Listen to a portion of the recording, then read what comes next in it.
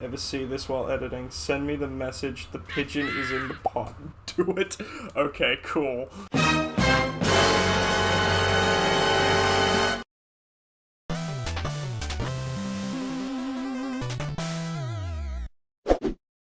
Particularly, you lose ground in this game, and it's just like you're fucked for until you can get back to it. Oh, is this like you're climbing like a huge thing throughout the game? Are you just trying to get to a high level throughout? From what I understand, this game is split into like 5 levels, and each one's very different. Like this one is a castle gate, but I don't know what I actually. Weirdly enough, even though this game has been out since like 2009, I've never seen past like this level in particular. In fact, we're getting to the point where I've never seen past this part of the level. This isn't the furthest I've gotten to, but it's close to the furthest I have gotten to. I wonder how many shades of brown the PS5 will have. Well, there's currently at least 30. Ooh. Nice. Okay. That will make for a lot of really dark, gritty games. Oh, yeah. I'm just impressed that this game is, like, running as well as it is. Like, and there's no load... Well, there are load times, but, like, fairly fuck all in terms of load times. I don't like the looks of that. I'm gonna slowly back away. Well, that's a little mean. Oh, no. What do you think it's like from his perspective? You just, like, walk in, you don't even say hi, and then you leave? He was just like, that's a bit mean. Was that Doug Walker? Was that the Nostalgia Critic? I love his content. Okay, hang on. Oh, the change the channel stuff was years ago. Let bygones be bygones. Hello, sir. Oh, okay. You're not a okay, right. Hang on. Let's improvise a bit. Let's create our own Nostalgia Critic creepypasta. I think one day it would start off with the Nostalgia Critic sitting at his desk in front of his plain yellow wall. And it looks like a still image because he's just staring at the screen, but he doesn't say anything. You think, is the video paused? Is it lagging? But then he opens his mouth and the internet dial-up sound comes out. Cut to black. Cut to black. So, the next day, you wake up and the next day you wake up, you're in your room, you're sucking your thumb as you do because you are a big man baby. But then suddenly your computer screen is on. You did not turn it on, but it is suddenly just on. Staring at you from your computer screen is the Nostalgia Critic. He's just sitting there. The Nostalgia Critic. He's just sitting there, staring, but saying nothing. Slightly zoomed in. Slightly. Yeah. Slightly zoomed in. Mildly zoomed in. Oh god. Oh no. Oh, okay. Sorry, I realized how low my health was. Suddenly, the Nostalgia Critic bursts into flames. And he says... What does he say? Mitch, what does he say? He says, "Ah!" He says, I've remembered He goes, it. "Ah!" I have remembered it for years, so you would not have to. Now it is your turn to remember it. And you're like, what does that mean? You attempt to unplug the computer, but he doesn't go away. Oh god. He's still there staring at you. And you're just like, how... His eyes just follow you around the room as you try. That would truly be horrifying. Things. I think that man just fell to his death. Slowly whispers Melvin, brother of the Joker, with each stroke of his nostalgia dong. Oh my god. Oh my lord. Melvin, brother of the Joker. Man, why didn't he make more episodes of that? That was great. Gee, I wonder why. Oh, I got the cling ring. That's what Doug uses to keep his viewers. God damn it. Old ragged boots. I got some aged spice. That's what happens when Old Spice gets old. Nostalgia Critic Creepypasta. The start of Cricket Creepypasta. No! Nostalgia Critic Creepypasta. Nostalgia Cricket. It said the Lost Cricket or something. The Lost Cricket. Okay, I have now opened this up so that I won't have to go back the long way. Yay. The other day, I was on That Guy with the Glasses, home of the Nostalgia Critic, and other people on Channel Awesome. If many of you aren't familiar, and I gotta say, I am a Nostalgia Critic fan, as well as a Channel Awesome fan. Every time I go on that site, I watch certain Nostalgia Critic review. In fact, I watched his top 11 list of dumbest Lord of the Rings moments, which I love, even though it wasn't perfect. Still, it was memorable, but I found something morbid about Doug Walker. Or, if you're curious, the Nostalgia Critic. I was ready to type a comment on the site under my name, which I won't give away my name since it's a personal username, but anyway, I found a comment that's an unknown user, and it provided the YouTube account link, that being Nostalgia Critic. Nostalgia. It's basically the old account of Doug's YouTube account, but instead of an L, it had an I.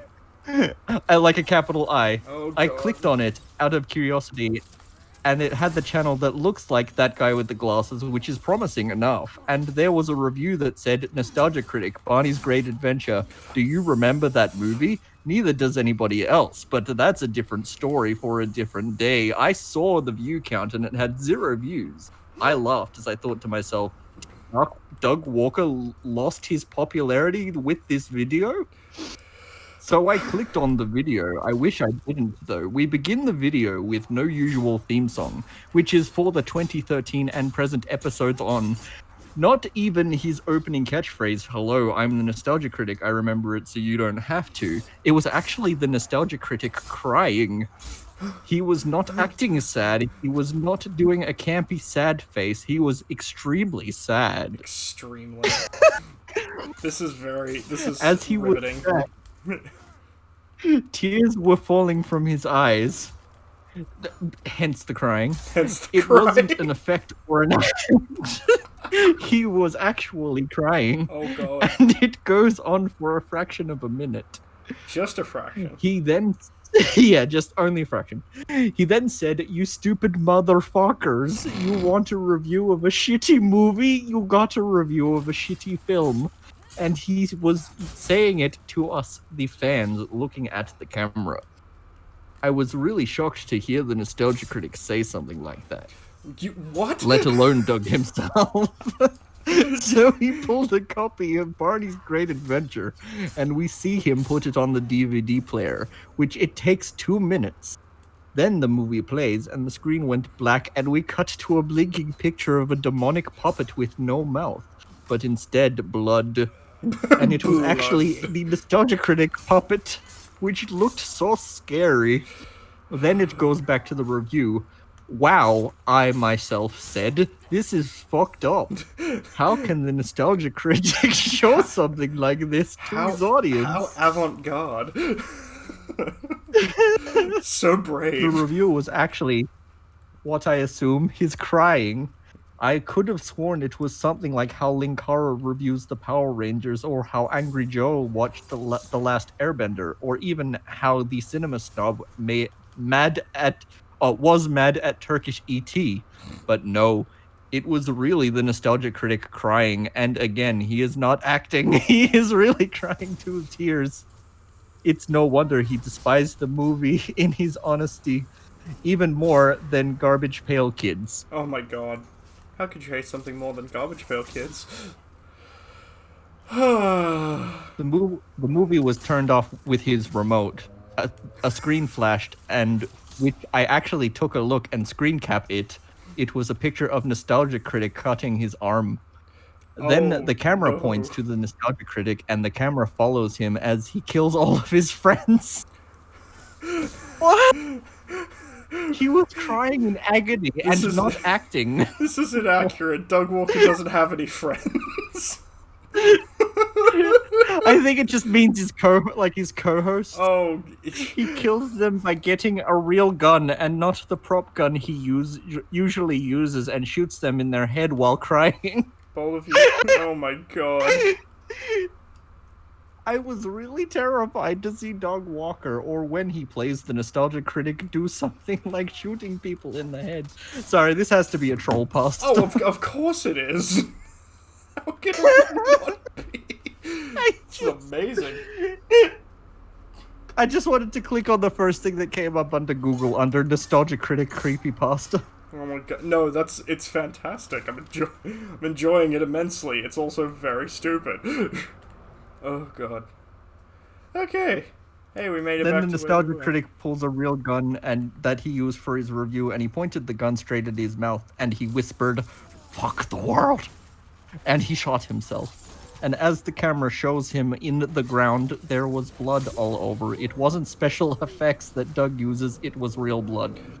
I was really scared that he would do something like this after the success that he had. I had to leave the YouTube channel. I smacked my keyboard. I flew my mouse out. What? He flew his mouse out? Wow. That's an impressive mouse. I don't know what that I don't know what that means. I think he meant through. I turned the monitor off. Yeah, he probably meant through. And that's when I took a long walk outside. After my walk, I checked out the channel again, and it was suspended. Well, I'm glad YouTube's doing their due diligence. Yeah, very good of YouTube. Yeah. Good lord. Oh my god. I mean, clearly a troll, but like, god, that's funny. I calmed myself down to see a real Nostalgia Critic episode, and yes, yet again, it was the top 11 dumbest Lord of the Rings moments, and I felt better. Well, that's good. Glad to hear it. I cannot believe how frightened and traumatized I was of his review of Barney's Great Adventure. Now I know why he doesn't want to review it, and he never will. But he did. Years later, he review that movie. Did he? God. Yeah, he actually did review it. Surprisingly, the blood wasn't in it, but shocking that. I think I watched Barney's Great Adventure and I remember liking it. Oh. Yeah, I had a couple of movies like that, like the Wiggles movie. Oh my god, the Wiggles movie. That exists. That was like the one. Yeah. I was amazed. That like a Steve Irwin movie exists. Like that was like a weird. I remember seeing the trailer as a kid, and it was like a weird fever dream because it was a mix of like his normal like stuff that he does on his TV show, and, like an actual storyline. Yeah, I know. Like an actual like movie storyline. I do remember that. There was part of me that was convinced that couldn't have been real, but it was. Yeah.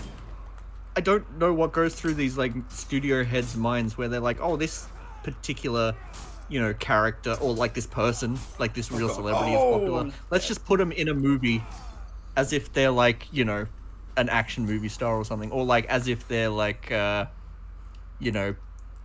protagonist in like this major government conspiracy or something like that. Because that's like what the Steve Irwin movie was. It was like a crocodile had like swallowed some government chip, and like the government got like Steve Irwin's help to like get it back or something. That's what the movie's about? Are you kidding? Oh my god. No, but like I don't. Obviously, it's like a vague childhood memory, so like I don't have the movie's description in front of me. But let's look that up next. That would be so amazing. Wow, that spell flew right over his head, huh? Ooh boy. The plot. In outer space, a United States-owned satellite blows up one of the last remaining pieces, a beacon, which is sent hurtling towards Earth, and it lands in Australia and is swallowed by a crocodile. Back at the CIA, Agent Buckweiler and Deputy Director Reynolds reveal that in the wrong hands, the beacon can change the axis of power in the world. Okay. And so Steve, the only person who can... The only person who can help is Steve Irwin. Steve Irwin. The crocodile hunter. The crocodile hunter. Clearly. Yeah. Yep. That was an ongoing trend throughout the 2000s where like they'd make kids movies about like these people that had like I don't even know. Real lives. Just... Oh, God. Yeah. It's so weird. It is. The 2000s were a wild time. How did we survive?